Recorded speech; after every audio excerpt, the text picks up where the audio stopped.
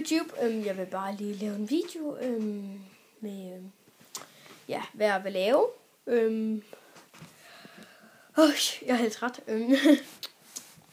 Bortset fra klokken, den er 2:30. Og det er den 15.3.2011.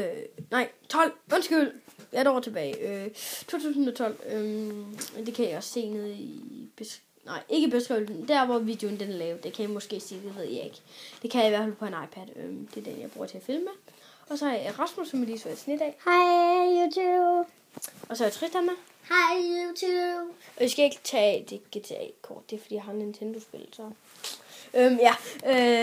jeg vil bare sige, at vi har lavet en video inde på et program, der hedder iMovie.